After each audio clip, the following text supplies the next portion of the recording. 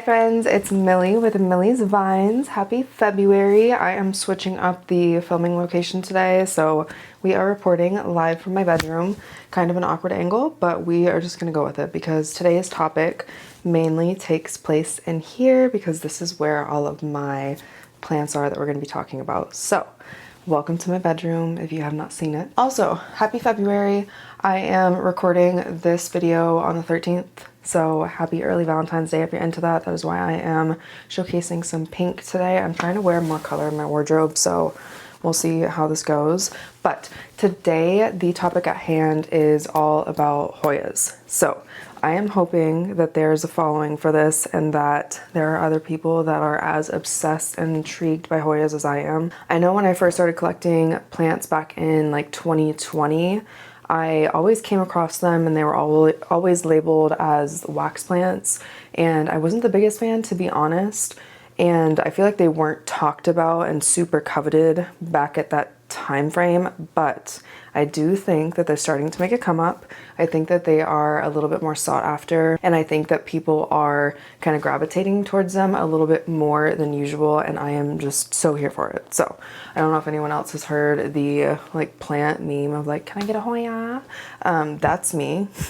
I am her. So we're going to be talking about Hoya care, Hoya tips, different varieties that I have, and things that I've learned over the time of just growing Hoyas in my collection. They are amazing. I would love to do other care videos for like philodendron, ripsalis, monstera, scindapsus, anything that you can think of. I can even do some outdoor cacti collection ones too, because I think that would be super helpful. So let me know, but I had to start with Hoyas because they are, I'm not going to say my favorite genus, but it's between Hoyas and philodendron. So let's get into it. We're going to be talking about lighting for Hoyas, fertilizing, propagation, just things to know when you're growing Hoya in your home, what to expect and what to look out for. So if that is of interest to you, I would stay tuned, and thank you so much. If you have not subscribed, please do so. It has been so fun growing this community and I look forward to it. And yeah, any tips, tricks, suggestions, video ideas, let me know in the comments. And that is it. Let's get into it, guys. Okay, this guy may have to be my thumbnail picture, but just to showcase my credentials, this is my oldest Hoya. I have had this since, I want to say 2019, 2020, and she is giant. This is by far my biggest Hoya. This is a Hoya Crimson Princess, I believe, and she is so pretty, and she is a hanging basket. She is probably like 3 feet long at this point. She's growing so well and I absolutely love her. So I have kind of been through it with Hoyas and I'm finally starting to get them to bloom and grow, and I just had to highlight this guy before we get started. So I wanted to start with some quick tips with Hoyas while I kind of show you a couple of my favorite ones in my collection. The first one that I want to showcase is my Hoya linearis. This plant is insane. It is just stunning. This has been a wish list plant for so long. It's finally getting kind of big, but the first thing to note about Hoyas that makes them unique is that they are semi-epiphytes. So what this means is not only can they uptake nutrients and water through their soil base, but they also do so through their leaves. Something that Summer Rain Oaks actually taught me. She is like the person to learn stuff from. She always recommended when you get a new plant or when you're learning about a new genus to look to where they're naturally grown, like what their habitat and climate is like, and try to replicate that as best as you can. So knowing that these are epiphytes, that kind of tells you that you need to not only focus on making sure the soil is hydrated and properly like nutritioned. Oftentimes I will really well saturate the leaves either when it comes to like watering the plant or when it comes to like spraying like an orchid mist or something like that. So we'll talk about that a little bit later, but first tip is they are semi-epiphytes, so keep that in mind when it comes to how you care for them. Probably the second most important thing I think that you have to note with Hoyas is fertilizing and just having proper nutrients, because one of the most exciting things about Hoya is they bloom and they have the prettiest, most unique flowers ever. So that always is a big goal for me, to get my Hoyas to bloom.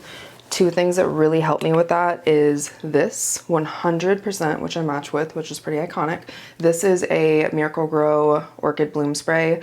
I believe you can look up recipes on how to make your own, but I love this stuff. I swear by it. I have been using Hoyas, or I have been using this spray for probably about like 2 to 3 years now, and I've never had more success when it comes to blooming. This stuff is amazing. So being epiphytic in nature like these guys are, when I use this, I quite literally kind of go overboard, honestly. I spray it all over the plant. Best plant parent would probably do this monthly. I don't know, I do it when I think about it, honestly, and it's really therapeutic to me, and the leaves will uptake this nutrients. I would say when you're looking for anything when it comes to fertilizing for this, I've heard that phosphorus is the best. It really helps with blooms, but this is amazing. Home Depot, Lowe's, it's about 10 bucks. And then I also love Arbor when it comes to fertilizing, so I would say I rotate between either just the orchid mist or Arbor. This is their plant food. It's wonderful and it's natural, so you can't really over fertilize and get like a chemical burn on the plant. So this stuff's amazing. I dilute it. I normally, I would say, use some type of fertilizer every like second watering in the growing season. This stuff is amazing. It's a little bit more expensive, but it's really good quality ingredients. So fertilizing is a must for these guys. It really helps with blooms and it really helps with just overall growth. This is where the bulk of my Hoyas are, but the biggest complaint I hear about Hoyas is their growth rate. So I'm not going to sit here and tell you guys that they grow fast and that they're just like, you know, rapid growers and just changing all the time. For the majority, I would say, especially when you get a more juvenile plant, this is my Hoya calistophylla. They usually take about a year to start doing something. This isn't in all cases. Sometimes you can luck out and get a more mature plant and you have a little bit better success when it comes to growth rates. For the majority though, if you're getting a smaller specimen, you need to be prepared for about a year of not too much excitement.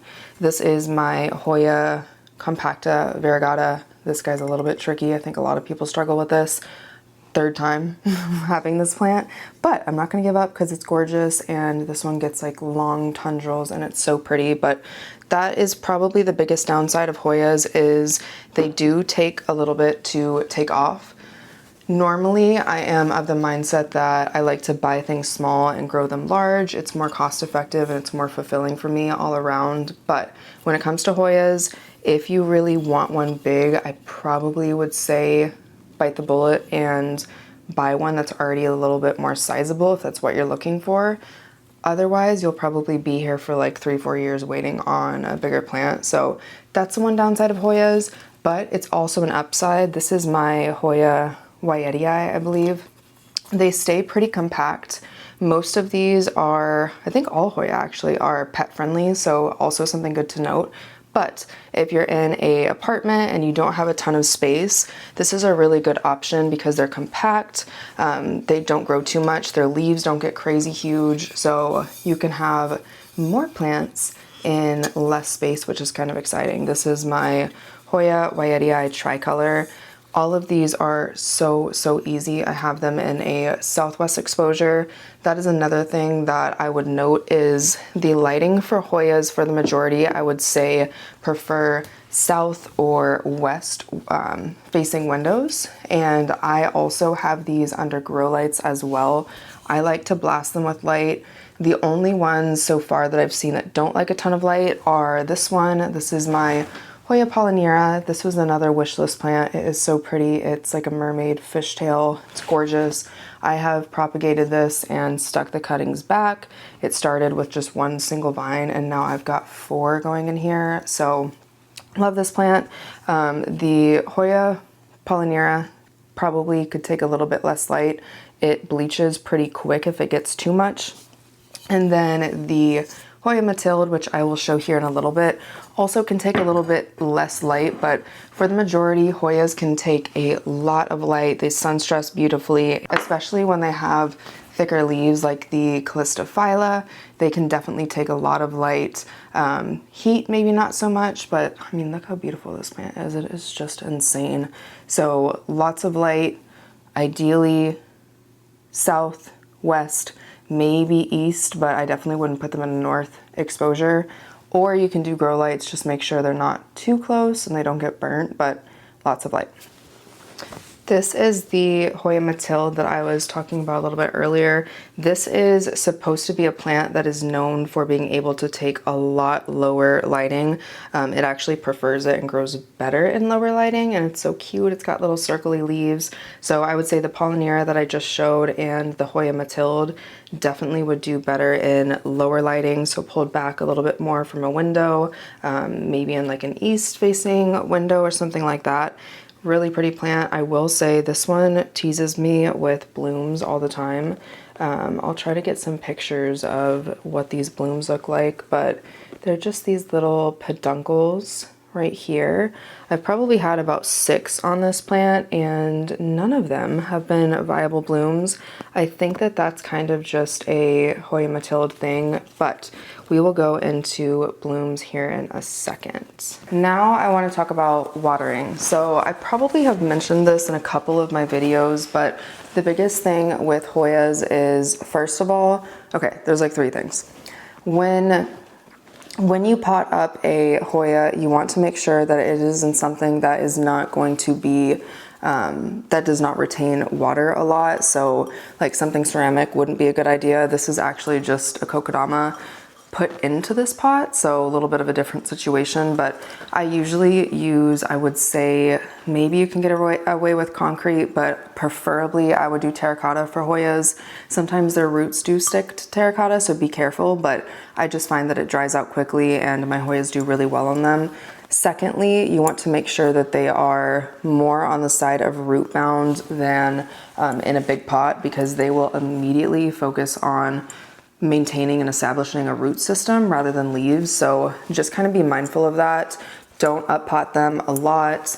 Make sure that they are nice and compact in their little homes. The other thing that you want to be mindful of, by the way, this is a Hoya Crimson Queen. She's gorgeous. She is just stunning. I just can't even with this plant. The other thing that you want to be mindful of is the medium that you pot it into. I know some people do have success with hydroponics. I know nothing about that. I don't think that that is my cup of tea. It's a giant learning curve that I am not ready or interested to go on, but I recommend a super, super chunky mix for Hoyas. Since they are semi-epiphytic, they prefer to have a lot of aeration in their medium. So what that means is I would use a lot of perlite, I would use orchid bark, I would make sure that there's like a lot of organic material in there, but for the majority you want it to be chunky and loose and well draining. That is probably the most important thing when it comes to Hoyas, is making sure that your soil is well aerated, making sure that you have the right pot for it that does dry out quickly, because Hoyas are super, super sensitive when it comes to sitting in water. They definitely love to go through periods of like drought, but once they're ready for water, I soak them, I drench their leaves, I drench the soil, I give them like the most intense water bath ever, but I also let them dry out like 100% before I water them again. The only exceptions are if you have like a Hoya bella or Hoya linearis or the Polyneura. These are more thirsty plants, so there are exceptions to this rule, but for the majority, do not overwater your Hoyas. The other thing that is very helpful about Hoyas is you can visually and just like feel when they're ready to be watered. So a lot of you guys probably have heard of the taco test, but Hoyas for the majority have pretty stiff leaves. So sometimes if they're really thirsty, they will start to wrinkle and you don't even have to feel them. But other times, if you want to kind of just check and see, you can do a little taco test. I do them closer to the base usually, and if it bends into a taco, then you know that it is probably thirsty. If it's nice and stiff, then leave it alone, let it dry out, and wait for it to get a little bit more like flaccid. So that was probably the biggest telltale sign of when to water. The soil medium needs to be completely dried out, the leaves need to be kind of thirsty, that is the only time that I would give this a water. Okay, there is a couple more things that I want to talk about. One being blooms. I want to go a little bit more in depth with that. Growth patterns of Hoyas, and then propagating I want to touch on just a little bit more. So first I'm going to start with, this is my Hoya Cronii Super Silver. This guy, if you want something that blooms constantly, like prolifically, this is your guy. Super easy plant. More on the thirsty side, I would add this in with the Hoya linearis, Hoya bella. Definitely more of a thirsty plant. You can actually maybe tell just visually that the leaves are looking like really paper-like. Like I'm talking really paper-like. She is very thirsty, and the reason why partially is because she is in bloom. Here is the remnants of her current bloom. This blooms all the time. It does not matter the season. It has probably bloomed like 10 times since I got it. Actually, probably more. And we just love her for that. But when it comes to blooms, there's a couple things that I want to make note of. Most people say not to cut the peduncles off. So the peduncle is where the bloom comes out. Once they are done blooming, the flowers will fall off. Ideally, you don't want to cut this off because they rebloom at those peduncles. The other thing that is important to note when your Hoya is about to bloom or has already bloomed is you want to make sure that it is well hydrated. I know that I've been saying that you want to let Hoyas dry out, but when they are in bloom, they're like expending a lot of their nutrients and their energy. So it's really important to make sure that you keep an eye on that. I have gone a little too far with the Hoya Cronii probably at this point. It's like really, really thirsty. So stay on top of it when it's in bloom. This happened to my Polynera too. It bloomed. I was a couple days behind on watering, and it literally was like so dehydrated. I was scared it wasn't going to bounce back. So just a tip there. The other thing that I wanted to talk about is the growth pattern of Hoyas, because they do grow a little bit differently than your average plant. I know the thing that really caught me off guard was the tendrils. So the way that Hoyas grow is they shoot out these long vines. Let me zoom out a little bit. They shoot out these long vines here, and this is what is called a tendril. So what is happening here is, since they're epiphytes, they are used to growing up trees or growing up walls, anything that they can find. They love to grow up and spiral themselves around. If you've had a Hoya, if you've seen them literally start wrapping themselves around things, that is what they are known to do. They are traveling, looking for support, looking for nutrients. So do not cut these off. The only exception of when you want to cut them off, and I'll show you what to look for here, is when they are woody. So I'm not sure if the camera will pick this up, but this guy right here is an example of a woody stem. So you can almost hear it's like very scratchy. If I snap this, it literally will break in half, just like a piece of wood. So if it's like very bark-like, you want to go ahead and cut that off. That's not viable. It literally has like no life source inside of it. So that's an exception. You can definitely cut it off. Now, if it is something, and I feel like my camera is a little bit too low for this here. Okay. If it is something like these guys, I don't know if you guys can see this. The lighting is escaping me because my camera died. It's been a whole thing. But this guy is still green. This guy is nice and pink. So these are still viable. I would not cut these. Let them do their thing. These are good to go. But if it's woody, like this guy in the back, literally it's like a piece of tree, you can cut that off. So that's the deal on tendrils. The other thing that I wanted to make note of is when it comes to propagation, what you're gonna look for here is you're gonna need a node and you're gonna need aerial roots. So this little bump right here is going to be a node. I'll try to upload a picture that's a little bit more clear. This big like bulbous guy is a node, and then you can see on either side these little white lines. Those are going to be aerial roots, which is where the roots will come out of. I almost always propagate my Hoyas in water. It is just easier for me. I can show you too on my Hoya Polynera. I have propagated this so many times, it's not even funny, but right in here would be where the node is. And then if you look it's going to be hard to show, virtually impossible, but it's got little bumps where the nodes are here as well, or the aerial roots. Wow, I'm so sorry. If you look here, we've got, this would be like where a node is right in between the leaves, and the aerial roots, they're like kind of bumpy on here. So I've propagated this multiple times as well. That would be my other tip, is please do not be afraid to cut your plants. When it comes to any genus, any variety, they love to be cut. The thing that I've noticed about Hoyas outside of them growing slow is they tend to go through like almost dormancy periods. I know my linearis does this, my polyneura does it. I've heard a lot of people talk about this, where they will go on crazy growth spurts and then just like almost go dormant, and you're like, what the heck is happening? Sometimes to spark growth in my plants, I will literally just snip some of it off. It will shoot root hormone back into the plant. I quite literally did this. So I had the one vine to start with. When I cut this guy at the bottom, cut it, propagated it, put it back in, it actually shot out this vine here from the original vine. So please just try to cut your plants, try to propagate. It's a great experiment.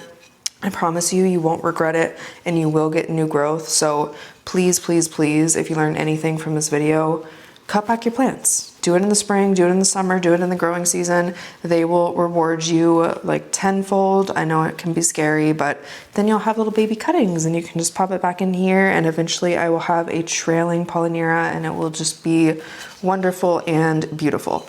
The last thing that I wanted to mention, I don't think I have talked about this, and I actually learned this recently. So I did mention when it comes to Hoyas and trellising them, or like wanting to trellis because they like to climb, I would do maybe like an acrylic clear like little arch or something like that. You can do a wooden one, you can do a plank. They don't need moss poles, they just want something to grip onto.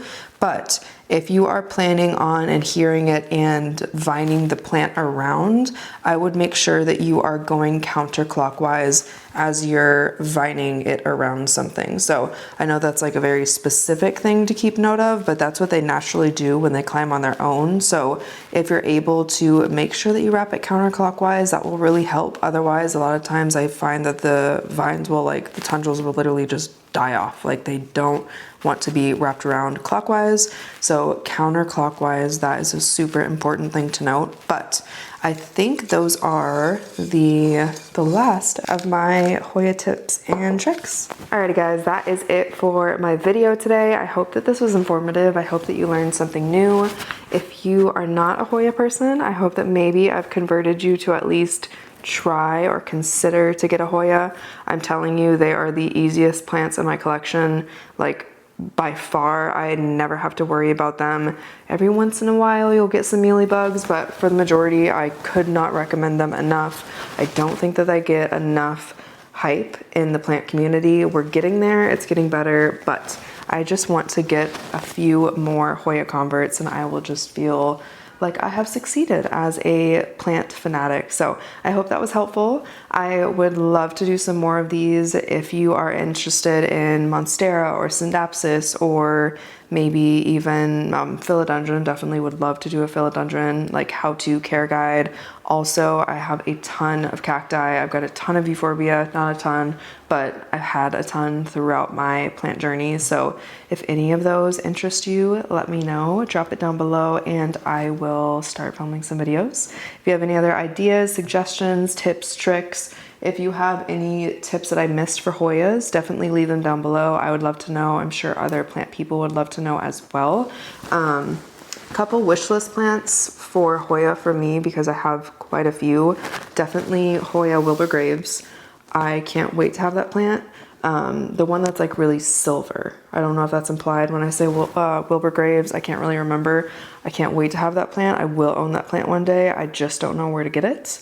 The other one that I would love is a variegated polyneura, which I've heard is kind of maybe a little bit tricky, but I'm here and I'm ready to try.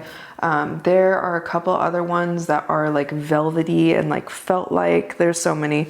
One thing I will say about Hoyas is they can be a little bit hard to find the more like rare varieties at like local garden centers or nurseries. So I would recommend maybe shopping online, which I don't do too much, but I'll do some research there. I'll find some good people that you can order from and I'll let you know. But that's something that I definitely would do with Hoyas because there's so many varieties, but they're just not locally carried a lot, at least where I am. So I think that is it for today's video. I pray that this was under 30 minutes. I seem to just have a thing for 30-minute plus videos. So thank you guys so much for being here, and until next time, bye guys.